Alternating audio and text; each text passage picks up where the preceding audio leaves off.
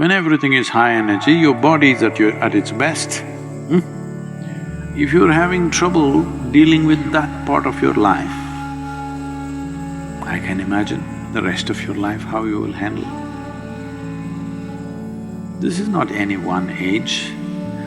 Maybe studies are being done on specific people, but toddlers have diaper issues, adolescents have hormonal issues, middle-aged people have crisis, old age,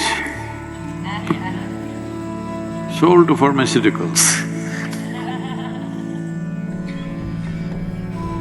When you are young, you bought drugs off the back street. When you're older, it's over the counter.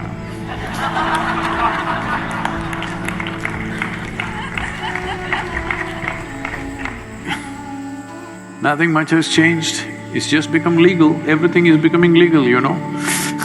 Hello? Lot of things which were not legal are becoming legal, isn't it? So, this is not to make a joke out of somebody's suffering, but you need to understand what's happening. There are many, many dimensions to this. I don't think I can cover all of them in these few minutes, but to just put some perspective to you. See, there are 5 sources of receptivity for you from the outside world. There are 5 openings: your vision, your hearing, your smell, your taste and your touch. The simplest aspect of life is this. Essentially, your eyes are designed to take 12 hours of light, 12 hours of darkness.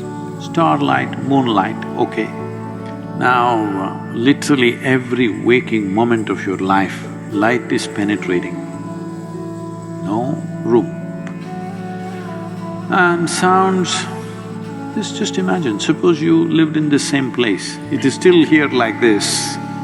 If you stay in the ashram, it's still quiet. If you lived here, once in a way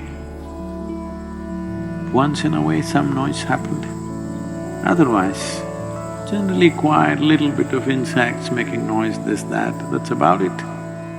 Now 24 hours something is going on. Automobiles are going on.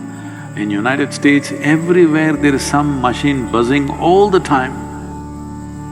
It's like, you know, if I travel here for 6 weeks, 8 weeks, it becomes like boom, something is going on. In any building you sit, something is going on. When I go back to ashram in India, if I sit there, it's still like that, absolutely still. The impact that it has on your system is tremendous.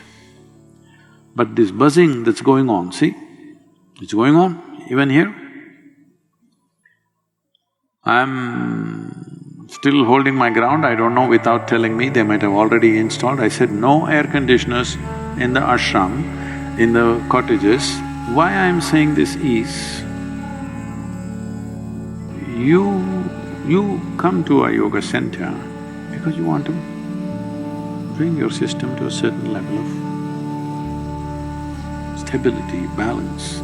Because without balance, doesn't matter what talents you have, what intelligence you have, what capabilities you have, without balance, you are no good. All these things will work against you. Your own intelligence will work against you. So, all the time there is sound and vibrations going on, as if that's not enough. People are wearing headphones and all the time, dang, dang, dang, dang.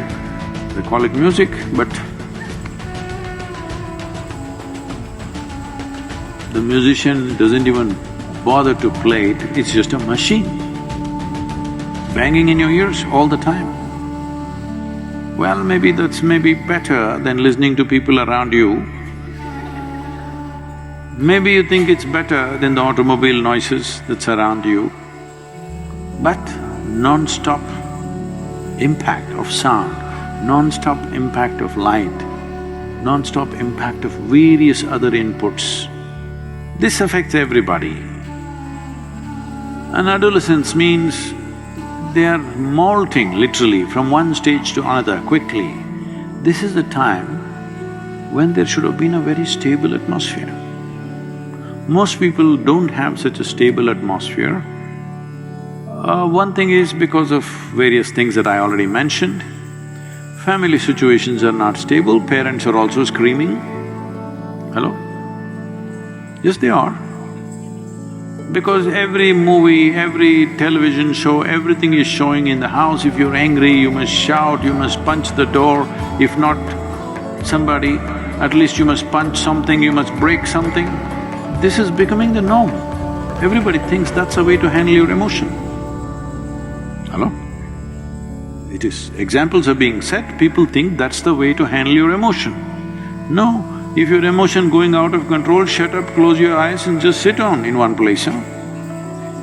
Yes, that's a way to handle your emotion. If your emotion is going out of control, just shut your mouth, close your eyes, sit down in one place, don't mess with the rest of the world.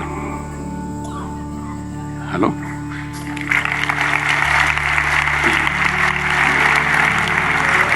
At least this much responsibility you must have. When you are messed up, you don't mess the world.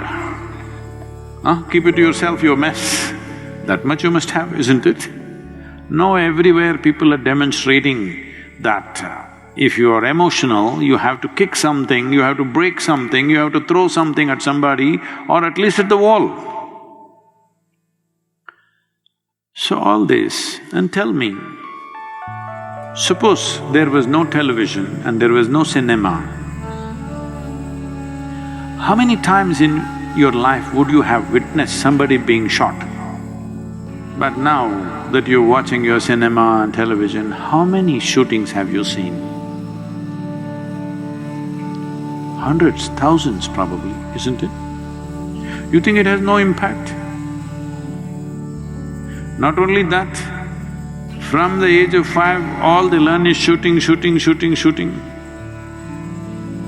Maybe just on the screen, but sometime they have to come off the screen and do the real thing. Yes or no? Now, like this I can go on, endless number of things we are doing in the name of so-called modern life, which is a way of messing life. Every life is messed, not just adolescents. Because adolescents are still on your hands. You're complaining, parents are complaining because they're still on their hands. Once they go out, their husbands and wives are complaining. Nobody listens to them. Hello? The same brats have gone out and married and made children and everything. Hello? Yes or no? Maybe with age, if they become little less energetic, or at least in the evening they drink and they're in hibernation. Either they're out somewhere earning their living, when they come home they're in hibernation. That way everybody's safe. But this is not the way to conduct life. Even if you're exuberantly alive, you should not be damaging to any life around you. That's life. Hello? The only way to see that you're not dangerous is that you're sedated. That's not a good life. Hello? Now, this is a phase of life when changes are happening so rapidly, all these impacts which are on every life on the planet, not just human life, every life on the planet, maybe plays up a little more in the adolescent, or maybe it's just the same as you. It is just that you thought they're your little sweetie pies. Now they're showing genetic qualities.